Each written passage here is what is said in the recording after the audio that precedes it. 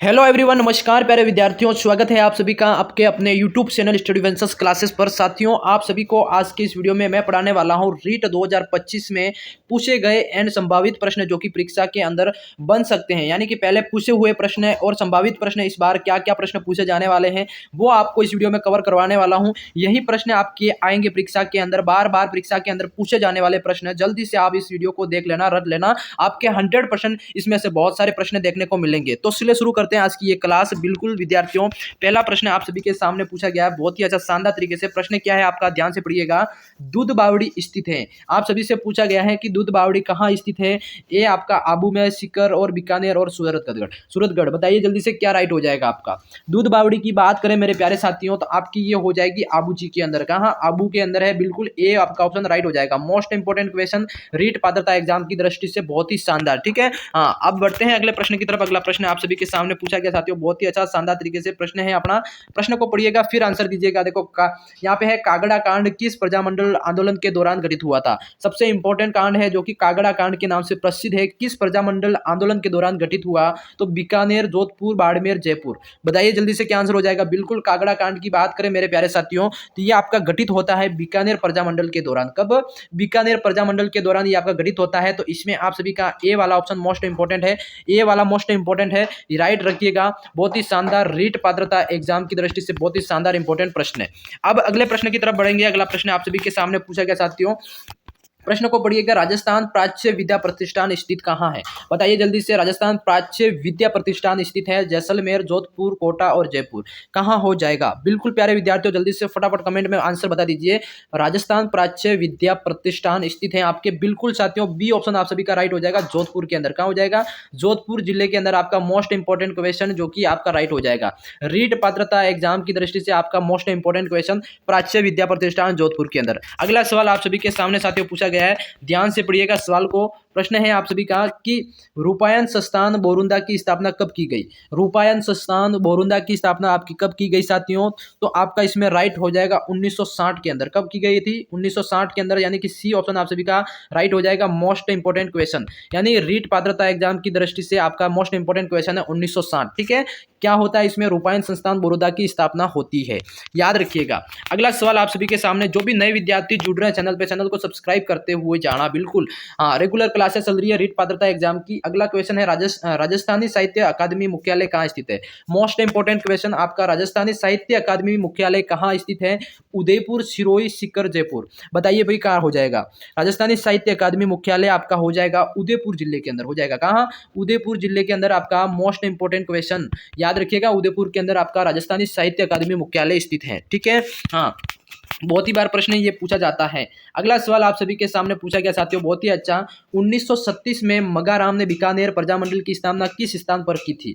1936 के अंदर बीकानेर प्रजामंडल की स्थापना किसने करी थी, मगाराम ने। याद रखिएगा, मगाराम ने करी थी। और किस स्थान पर करी थी साथियों, तो 1936 के अंदर आपकी होती है ये बाड़मेर जिले के अंदर। कहाँ, बाड़मेर पे हुई थी। बी ऑप्शन आप सभी का मोस्ट इंपोर्टेंट, याद रखिएगा, शानदार तरीके से राइट हो जाएगा।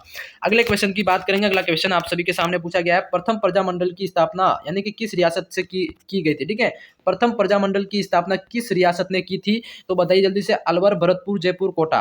क्या आंसर हो जाएगा। प्रथम प्रजामंडल की स्थापना किस रियासत ने करी प्यारे साथियों, तो इसमें आपका राइट हो जाएगा बिल्कुल सी वाला ऑप्शन राइट हो जाएगा। किसमें, सी वाला ऑप्शन, यानी कि राइट हो जाएगा। मोस्ट इंपोर्टेंट क्वेश्चन आपका शानदार तरीके से, प्रथम प्रजामंडल जो कि जयपुर रियासत के द्वारा स्थापना की गई थी। इसी तरह अगला सवाल आप सभी के सामने पूछा गया साथियों, बहुत ही अच्छा इंपोर्टेंट सवाल है। सवाल को पहले पढ़िएगा फिर आंसर दीजिएगा। किस राजपूत राज्य ने प्रजामंडल की स्थापना कलकत्ता में की थी। बताओ जल्दी से, किस राजपूत राज्य ने प्रजामंडल की स्थापना कलकत्ता के अंदर की थी भाई। बिल्कुल आपका आंसर हो जाएगा बीकानेर प्रजामंडल। किसकी, बीकानेर प्रजामंडल, जो कि आपका ए वाला ऑप्शन है ना, ये मोस्ट इंपोर्टेंट राइट हो जाएगा। राइट करिए ए वाला ऑप्शन। अगले प्रश्न की बात करेंगे। अगला प्रश्न आप सभी के सामने पूछा गया साथियों, बहुत ही अच्छा, वेरी वेरी इंपॉर्टेंट सवाल है कि 66 झरोखों वाली पटवों की हवेली किस जिले के अंदर है। बताइए जल्दी से। 66 झरोखों वाली पटवों की हवेली, यानी कि ये कहाँ है, तो जैसलमेर के अंदर है। देखो पटवों की हवेली नाम सुनते सभी को जुबान पे आ गया होगा, जैसलमेर के अंदर। यानी कि ए ऑप्शन आप सभी का राइट हो जाएगा। अगर आपको सिंपली पूछा है कि 66 झरोखों वाली हवेली कहाँ है, तो आपका ये भी बाड़मेर में ही होगा। समझ गए सभी। अगला सवाल, अगला सवाल है आप सभी के सामने, बिल्कुल सलीम सिंह की हवेली। क्या है, सलीम सिंह की हवेली आपकी कहाँ स्थित है। मोस्ट इंपोर्टेंट सवाल ये आपकी हो जाएगी साथियों, ये भी अपने जैसलमेर के अंदर। दो याद रखिएगा, ये मोस्ट इंपोर्टेंट है। एक तो सलीम सिंह की हवेली, एक पटवा की हवेली, यानी 66 की ज़रोखो वाली हवेली। समझ गए सभी? हाँ, याद रखिएगा, मोस्ट इंपोर्टेंट सवाल है इसलिए आपको बता दिया। अगला सवाल आप सभी के सामने पूछा गया साथियों, बहुत ही अच्छा प्रश्न क्या है। कोटा बूंदी मार्ग पर देवपुरा गांव के निकट 1683 ईस्वी में निर्मित सतरी के स्तंभों की संख्या कितनी है? कोटा बूंदी मार्ग पर जो देवपुर गांव है जिसके निकट 1683 में एक निर्मित सतरी है, उनके स्तंभों की संख्या बतानी है। तो साथियों उसके स्तंभों की संख्या हो जाएगी 84, यानी कि कोटा बूंदी मार्ग पर, यानी बूंदी में जो 84 खंभों की सतरी है ना, वही वाली सतरी, जो कि यानी कि बी ऑप्शन आपका राइट हो जाएगा। मोस्ट इंपोर्टेंट क्वेश्चन, यानी कि 84 खंभों की सतरी कहाँ है? बूंदी के अंदर। आपको इस तरह से प्रश्न भी पूछा जा सकता है, सिंपल नहीं, घुमा के पूछा जा सकता है। ठीक है, हाँ। अगला सवाल आप सभी के सामने पूछा गया साथियों, बहुत ही अच्छा। राजस्थान के गेटों की सत्रियां किस राजवंश के राजवंश या राज परिवार से संबंधित है? गेटोर की सत्रियां हैं साथियों, ये किस राजवंश से संबंधित हो जाएगी? तो ये आपकी हो जाएगी साथियों कछवाहा राजवंश हो जाएगा, यानी कि सी वाला ऑप्शन आपका मोस्ट इंपोर्टेंट आपका राइट हो जाएगा। कछवा राजवंश से संबंधित आपकी गेटोर की सत्रियां हो जाएगी। समझ गए सभी? अगला सवाल आप सभी के सामने क्या पूछा है, देखो। राजस्थान का एकमात्र काष्ठ महल कहाँ बनाया गया? काष्ठ महल यानी लकड़ियों का महल कहाँ बनाया गया प्यारे साथियों? काष्ठ महल की बात करें तो ये आपका हो जाएगा बिल्कुल झालावाड़ के अंदर। कहाँ हो जाएगा? झालावाड़ के अंदर आपकी ए वाली ऑप्शन राइट हो जाएगा साथियों। मोस्ट इंपोर्टेंट क्वेश्चन, बहुत सारी हवेलियां, दुर्ग, इससे संबंधित प्रश्न पूछे जाते हैं, पर आपका एकमात्र काष्ठ महल से संबंधित प्रश्न भी पूछा जा सकता है, याद रखिएगा। अगला सवाल साथियों आपके सामने, विनय विलास महल कहाँ स्थित है? क्या है? विनय विलास महल आपके कहाँ स्थित हो जाएगी? तो विनय विलास महल आपका हो जाएगा साथियों अलवर जिले के अंदर। कहाँ हो जाएगा? अलवर डिस्ट्रिक्ट के अंदर। बी वाला ऑप्शन आपका मोस्ट इंपोर्टेंट क्वेश्चन हो जाएगा। समझ गए? Most important question. अगला सवाल साथियों, अगला सवाल आप सभी के सामने पूछा गया, बहुत ही अच्छा इंपॉर्टेंट। विश्व का सबसे बड़ा चांदी का पात्र कहाँ रखा हुआ है? विश्व का सबसे बड़ा चांदी का पात्र आपके कहाँ रखा गया है? तो याद रखिए, बताइए जल्दी से। बिल्कुल सिटी पैलेस जयपुर के अंदर रखा गया है। कहाँ के अंदर? सिटी पैलेस जयपुर के अंदर। वैसे सिटी पैलेस उदयपुर के अंदर भी है, सिटी पैलेस भरतपुर के अंदर भी है और जोधपुर के अंदर भी है, पर सिटी पैलेस जयपुर के अंदर आपका चांदी का सबसे बड़ा पात्र रखा गया है, यानी कि बी ऑप्शन आपका मोस्ट इंपोर्टेंट क्वेश्चन, रीट पात्रता एग्जाम की दृष्टि से शानदार तरीके से, है ना। हाँ, अगला सवाल आप सभी के सामने, अगला सवाल साथियों आपके सामने ये पूछा गया है कि काठ का रेन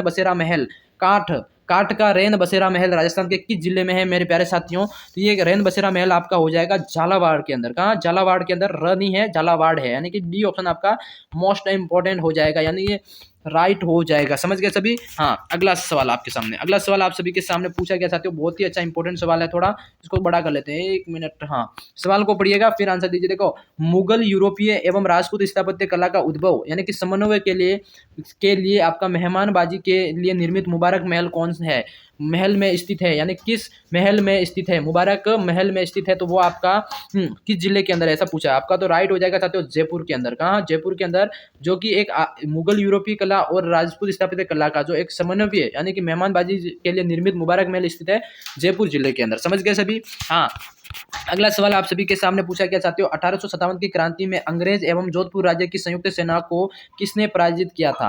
बताइए जल्दी से। 1857 की जो क्रांति है उसमें अंग्रेज एवं जोधपुर राज्य की जो संयुक्त सेना है उसको किसने पराजित किया? तो मेरे प्यारे साथियों जल्दी से फटाफट आंसर बताना है आप सभी का, क्या राइट हो जाएगा? इसमें राइट हो जाएगा राम सिंह द्वितीय, यानी कि बी वाला ऑप्शन आप सभी का मोस्ट इंपोर्टेंट राइट हो जाएगा। बी वाला ऑप्शन सभी विद्यार्थियों का वेरी वेरी इंपोर्टेंट राइट हो जाएगा। समझ गए सभी? अगला सवाल है आप सभी के सामने, किस क्रांतिकारी ने 20 वर्ष की सजा देकर सेंट्रल जेल में रखा गया? किस क्रांति को 20 वर्ष की सजा देकर सेंट्रल जेल के अंदर रखा गया? तो आपके सामने आंसर है साथियों केसरी सिंह बारहट, यानी कि सी वाला ऑप्शन, सी आपका केसरी सिंह बारहट, जो कि क्रांतिकारी थे जिनको 20 वर्ष की सजा देकर जेल के अंदर रखा गया था। समझ गए सभी?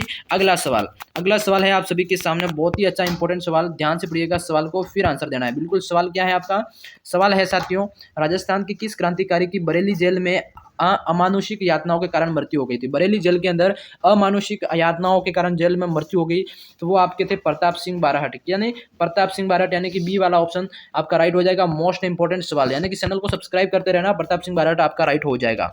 अगला सवाल साथियों आपके सामने, ध्यान से पढ़िएगा, सवाल है आपका, राजस्थान विकास पार्टी की स्थापना, क्या है? राजस्थान विकास पार्टी की स्थापना की थी, किसने की थी? बताइए भाई। बिल्कुल आपका इसमें राइट हो जाएगा, विकास पार्टी की स्थापना किसने करी थी? बताइए जल्दी से। हाँ, इसमें आपका राइट हो जाएगा डी, बूटा सिंह ने करी थी, यानी बूटा सिंह, यानी कि डी वाला ऑप्शन आपका राइट हो जाएगा। राजस्थान विकास पार्टी के संस्थापक माना जाते हैं, इन्होंने स्थापना करी थी। समझ गए सभी।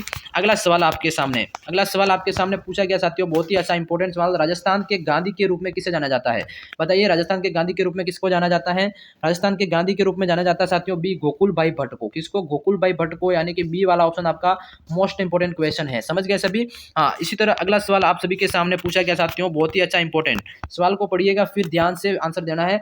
महाराणा मेवाड़ चैरिटेबल फाउंडेशन का मुख्यालय कहाँ स्थित है? महाराणा मेवाड़ चैरिटेबल फाउंडेशन का मुख्यालय कहाँ स्थित है? तो ये आपका उदयपुर के अंदर है, याद रखिएगा। उदयपुर के अंदर महाराणा मेवाड़ चैरिटेबल फाउंडेशन की स्थापना, मतलब मुख्यालय है, ठीक है। यानी ए ऑप्शन आपका राइट हो जाएगा, मोस्ट इंपोर्टेंट आपका राइट हो जाएगा। समझ गए। इसी तरह अगला सवाल आपके सामने क्या पूछा गया है? देखो, 1857 क्रांति के समय कोटा के महाराजा था, बताना है। 1857 की जो क्रांति हुई थी उसमें कोटा के महाराजा कौन से? बात साथियों, तो राम सिंह द्वितीय थे। कौन थे? राम सिंह द्वितीय, यानी कि डी वाला ऑप्शन आपका मोस्ट इंपोर्टेंट क्वेश्चन हो जाएगा। समझ गए सभी। अगला सवाल आप सभी के सामने पूछा गया साथियों, बहुत ही अच्छा इंपॉर्टेंट सवाल है। पढ़िएगा, अलाउद्दीन खिलजी के आक्रमण के समय जालोर का शासक कौन था? अलाउद्दीन खिलजी के जो आक्रमण के समय जालोर का शासक कौन था? तो वो आपका हो जाएगा कान्हड़ देव, यानी कि ए वाला ऑप्शन आपका राइट हो जाएगा, कान्हड़ देव, जो कि ए ऑप्शन आपका मोस्ट इंपोर्टेंट है, याद रखिएगा, पूछा जाने वाला है। अगला सवाल आप सभी के सामने साथियों पूछा गया क्वेश्चन कि 1734 ईस्वी में मराठों की पराजित करने के लिए राजस्थान के शासकों की बैठक कहाँ हुई थी? देखो, 1734 ईस्वी में जो मराठों को पराजित करने की जो बैठक हुई थी राजस्थान के अंदर शासकों की, वो बैठक कहाँ हुई थी? वो हुई थी आपके हुरडा सम्मेलन, यानी कि उसको बोलते हैं हुरडा के अंदर, यानी कि ए वाला ऑप्शन आपका राइट हो जाएगा। समझ गए। हाँ, अगला सवाल आप सभी के सामने पूछा गया साथियों, मोस्ट इंपोर्टेंट सवाल को ध्यान से पढ़िएगा। सवाल है अपना, मेवाड़ प्रजामंडल का प्रथम अध्यक्ष कौन था? मेवाड़ प्रजामंडल का प्रथम अध्यक्ष कौन था? तो वो आपका हो जाएगा मणिके लाल वर्मा। मणिके लाल वर्मा, बी ऑप्शन आपका राइट हो जाएगा, मोस्ट इंपोर्टेंट क्वेश्चन शानदार तरीके से आपका राइट हो जाएगा। समझ गए सभी साथियों। आज की क्लास में टॉप 35 क्वेश्चन आप सभी के लिए मैं लेके आया था। क्लास कैसे लेके कमेंट सेक्शन में जरूर बताना, चैनल को सब्सक्राइब करके जुड़ाना। तब तक के लिए जय हिंद, जय भारत दोस्तों।